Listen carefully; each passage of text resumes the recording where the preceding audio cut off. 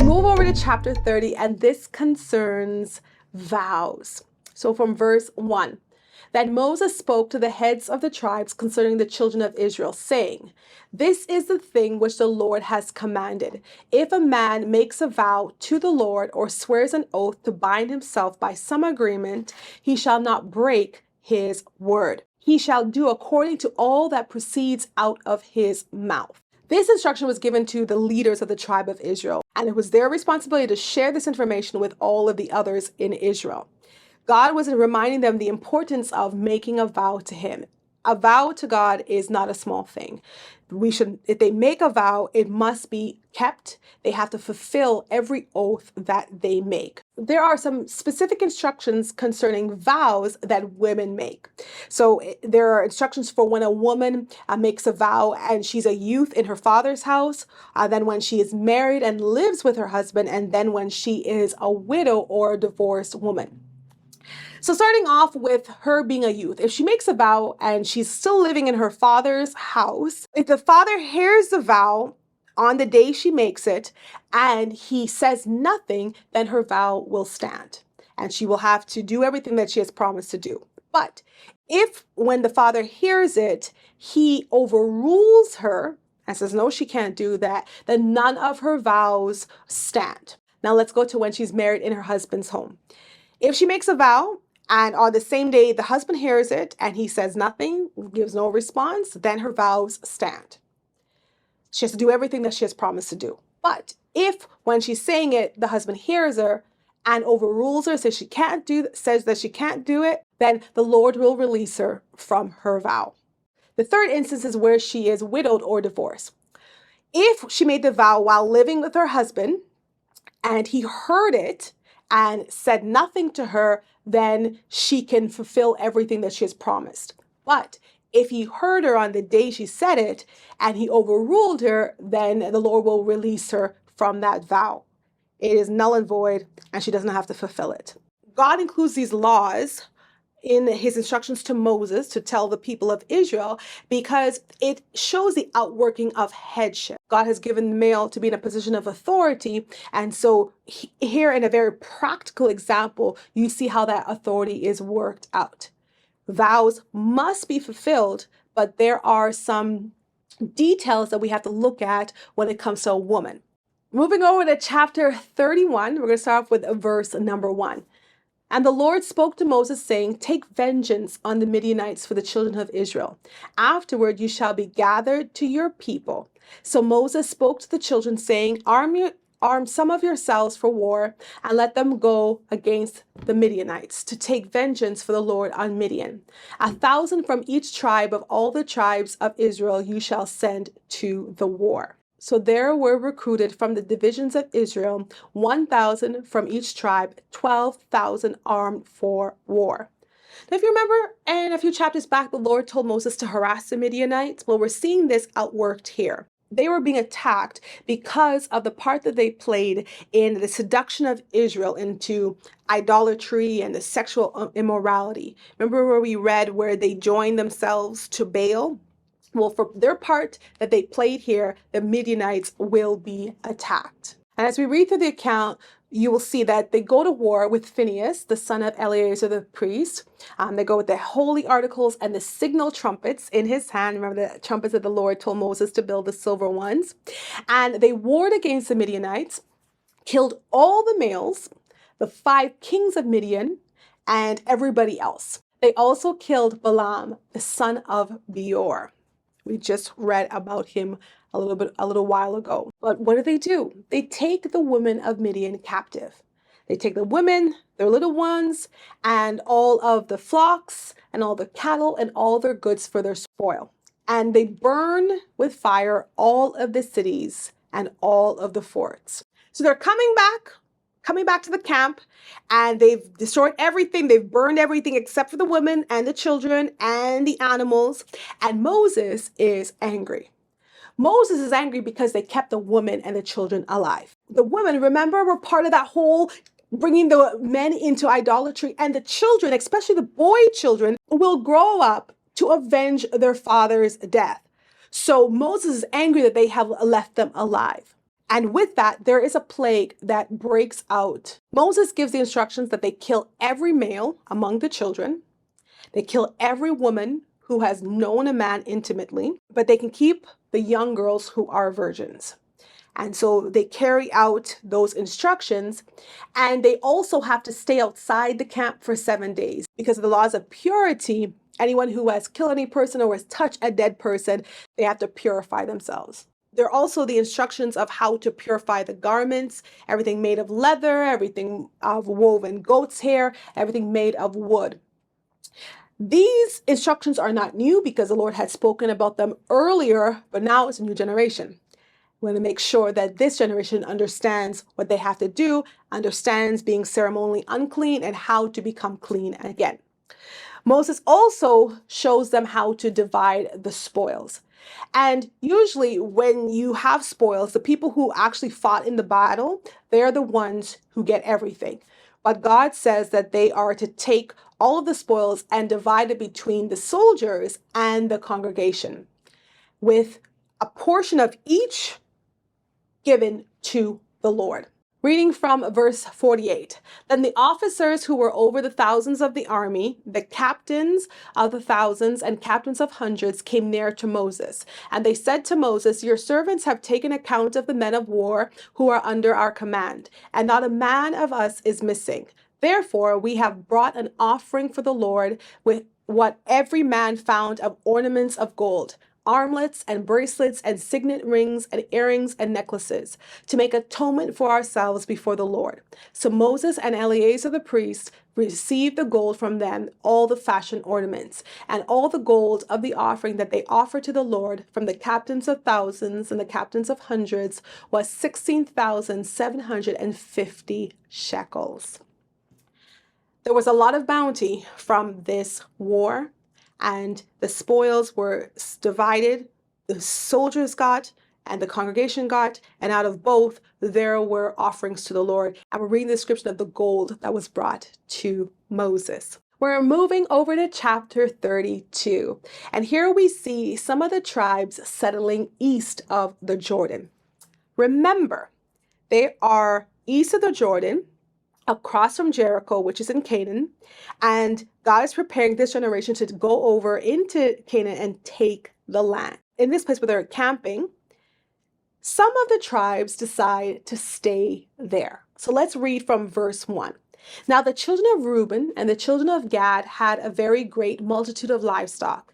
And when they saw the land of Jazer and the land of Gilead, that indeed the region was a place for livestock, the children of Gad and the children of Reuben came and spoke to Moses, to Eleazar the priest, and to the leaders of the congregation, saying, Adaroth, Dibon, Jazer, Nimrah, Heshbon, Eliah, Sheba, Nebo, and beyond. The country which the Lord defeated before the congregation of Israel is a land for livestock, and your servants have livestock. Therefore they said, if we have found favor in your sight, let this land be given to your servants as a possession. Do not take us over the Jordan. Let's recap. Israel had conquered the Moabites and the Midianites, and they had taken their land. This land was a good land in the sense that it would be able to handle the grazing of all the livestock that these tribes had. These two tribes, Reuben and Gad, now go to Moses and say that they want to stay here. They do not want to go over Jordan into Canaan and get land there. They see where they are, they see how good the land is, and they want this land for their inheritance. They had a lot of livestock, and this place would be able to support their livestock. So in hearing this, Moses is concerned. He already knows what happened before. When the 10 spies came back and said that they were not able to take the land because of the giants that were there and the cities are fortified, then the rest of the camp said, we don't want to go. And they didn't go, and they died in the wilderness as a result. So now Moses is thinking that if these two tribes decide to settle here, then the rest of the tribes are not going to want to go across either. So Moses is thinking that the attitude of Reuben and Gad would keep the others from going into Canaan. They were settling for less than what God had promised. And Moses begins to recount the history of the Israelites in the previous generation, and he shares with them his concerns. Let's read their response in verse 16. Then they came near to him and said, "We will build sheepfolds here for our livestock and cities for our little ones, but we ourselves will be armed, ready to go before the children of Israel until we have brought them to their place. And our little ones will dwell in the fortified cities because of the inhabitants of the land. We will not return to our homes until every one of the children of Israel has received his inheritance. For we will not inherit with them on the other side of the Jordan and beyond, because our inheritance has fallen to us on the eastern side of the Jordan." So these two tribes, they're actually settling for less because this is not what God had promised them. But they say that they will go across with Israel. As you read their words, you can see a distance between them and their own people. They say them, and when they have their inheritance, but our inheritance. So their words reveal a distance between these tribes and the rest of the tribes. But they do say that they will fight with Israel, and they'll make sure that everybody is in their land. And when everybody gets their inheritance, then they will return to this land on the eastern side of Jordan. So Moses responds to them and says, "If you do this thing, if you arm yourself before the Lord for the war, and all your armed men cross over the Jordan before the Lord until he has driven out his enemies from before him, and the land is subdued before the Lord, then afterward you may return and be blameless before the Lord and before Israel, and this land should be your possession before the Lord. But if you do not do so, then take note, you have sinned against the Lord, and be sure your sin will find you out.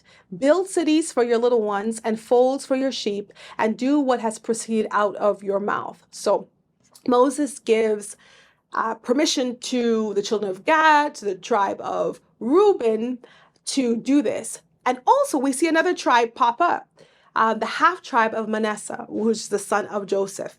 Not the entire tribe, but just a family from that tribe decides to stay in this land that belonged to Sihon, king of the Amorites, remember Og, the king of Bashan, and they will have their inheritance here on the eastern side of Jordan. We're moving over to chapter 33, and here the journey that Israel took from Egypt is reviewed. From verse 1, "These are the journeys of the children of Israel who went out of the land of Egypt by their armies under the hand of Moses and Aaron." Now Moses wrote down the starting points of their journeys at the command of the Lord. And these are their journeys according to their starting points. God instructed Moses to write down the record of their journey.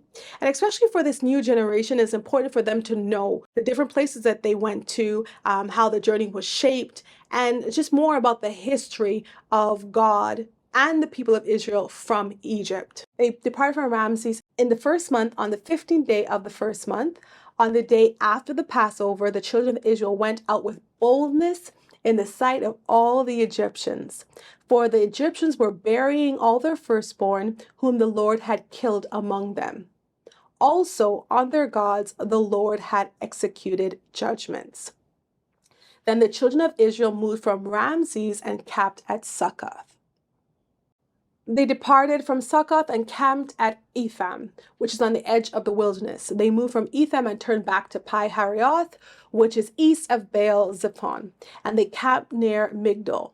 They departed from Harioth and passed through the midst of the sea into the wilderness, went 3 days' journey into the wilderness of Etham, and camped at Marah. They moved from Marah and came to Elim, and at Elim were 12 springs of water and 70 palm trees, so they camped there. They moved from Elim and camped by the Red Sea. They moved from the Red Sea and camped in the wilderness of Sin. They journeyed from the wilderness of Sin and camped at Dophkah. They departed from Dophkah and camped at Alush. They moved from Alush and camped at Rephidim, where there was no water for the people to drink. They departed from Rephidim and camped in the wilderness of Sinai. They moved from the wilderness of Sinai and camped at Kibroth Hattava. They departed from Kibroth Hattava and camped at Hazeroth. They departed from Hazeroth and camped at Rithmah. They departed from Rithmah and camped at Rimmon Perez. They departed from Rimmon Perez and camped at Libnah. They moved from Libnah and camped at Risa. They journeyed from Risa and camped at Kehelatha. They went from Kehelatha and camped at Mount Shepher. They moved from Mount Shepher and camped at Harada. They moved from Harada and camped at Machpelah. They moved from Makaloth and camped at Tahath. They departed from Tahath and camped at Terah. They moved from Terah and camped at Mikthah. They went from Mikthah and camped at Hashmonah. They departed from Hashmonah and camped at Moseroth. They departed from Moseroth and camped at Bene-Jaakan. They moved from Bene-Jaakan and camped at Hor Haggidgad. They went from Hor Haggidgad and camped at Jotbathah. They moved from Jotbathah and camped at Abronah. They departed from Abronah and camped at Ezion-Geber. They moved from Ezion-Geber and camped in the wilderness of Zin, which is Kadesh. They moved from Kadesh and camped at Mount Hor, on the boundary of the land of Edom. Then Aaron the priest went up to Mount Hor at the command of the Lord and died there in the 40th year after the children of Israel had come out of the land of Egypt, on the first day of the 5th month. Aaron was 123 years old when he died on Mount Hor. Now the king of Arad, the Canaanite, who dwelt in the south in the land of Canaan, heard of the coming of the children of Israel. So they departed from Mount Hor and camped at Zalmonah. They departed from Zalmonah and camped at Punan. They departed from Punan and camped at Obath. They departed from Obath and camped at Abarim, at the border of Moab. And they departed from Abarim and camped at Dibon Gad. They moved from Dibon Gad and camped at Almon Diblathaim. They moved from Almon Diblathaim and camped in the mountains of Abarim before Nebo. They departed from the mountains of Abarim and camped in the plains of Moab by the Jordan across from Jericho. They camped by the Jordan from Beth Jesimoth as far as the Abel Acacia Grove in the plains of Moab. Wow, okay. What a journey. What a journey that God has led his people on. And just the fact that Moses is recording this at the instruction of the Lord lets you know that each place had a significance. Each place is to be remembered. And in this entire journey, God has shown himself completely faithful. In remembering the different places, they will also remember what Israel did at those places. And so all of this is important and part of the history of Israel. Further on, there are the instructions for the conquest of Canaan. So I want to continue to read a little bit more so that you can hear what the Lord said to Moses. He says, "Speak to the children of Israel and say to them, when you have crossed the Jordan into the land of Canaan, then you shall drive out all the inhabitants of the land from before you. Destroy all their engraved stones, destroy all their molten images, and demolish all their high places. You shall dispossess the inhabitants of the land and dwell in it, for I have given you the land to possess. And you shall divide the land by lot as an inheritance among your families. To the larger you shall give a larger inheritance, and to the smaller you shall have a smaller inheritance. There everyone's inheritance shall be whatever falls to him by lot. You shall inherit according to the tribes of your fathers. But if you do not drive out the inhabitants of the land from before you, then it shall be that those whom you let remain shall be irritants in your eyes and thorns in your sides, and they shall harass you in the land where you dwell. Moreover, it shall be that I will do to you as I thought to do to them." The Lord has promised Israel the land of Canaan, and they will inhabit it and they will enjoy it. Also, Israel's inhabiting of Canaan is a judgment on the people of Canaan with their idolatry and their pagan worship and all of their type of sexual immorality. That's why it is crucial that when Israel gets into the land, they do not now just accept everything that's there and just go on living however they want, but they have a role to play in that land to break down the high altars, demolish all the pagan statues. They are to rid the land of pagan worship. He tells them to drive out, to destroy, to demolish all those things that are displeasing to him.